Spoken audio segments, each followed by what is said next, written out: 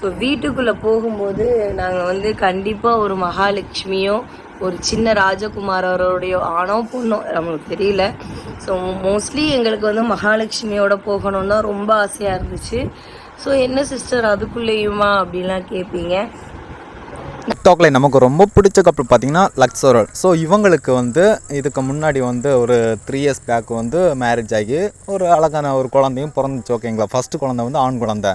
இப்போ செகண்ட் பேபிக்காக வந்து நேற்றுக்கு வந்து ஒரு வீடியோ வந்து போட்டிருந்தாங்க. ஓகேங்களா. ஸோ அது வந்து நாங்கள் இப்போ ப்ரெக்னெண்ட்டாக இருக்கோம், எங்களுக்கு செகண்ட் பேபி வந்து இன்னும் டெலிவரி ஆக போகுது அப்படின்னு சொல்லிட்டு அவங்க வந்து செக் பண்ணி அவங்க வீடியோவை வந்து சொல்லியிருக்காங்க. ஓகேங்களா. செகண்ட் பேபி வந்து என்ன குழந்தை பிறக்கும் அப்படின்னு சொல்லிட்டு நிறைய பேர் அதில் கேட்டிருந்தாங்க.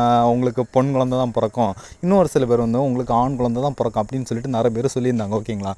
ஆக்சுவலாக அவங்களுக்கு என்ன குழந்தை பிறக்குன்னா, ஃபஸ்ட்டு குழந்தை ஆண் குழந்தையாக பிறந்துன்னா அது செகண்ட் குழந்தை கண்டிப்பாக அது ஒரு பொன் குழந்தையாக தான் மேக்ஸிமம் பிறக்கும். ஓகேங்களா. அந்த வகையில் இவங்களுக்கு ஒரு பொன் குழந்தையாக தான் பிறக்குன்னு சொல்லிட்டு நான் சொல்கிறேன். நீங்கள் என்ன நினைக்கிறீங்கன்னு சொல்லிட்டு நீங்கள் கீழே கமெண்ட்ஸில் சொல்லுங்களேன்.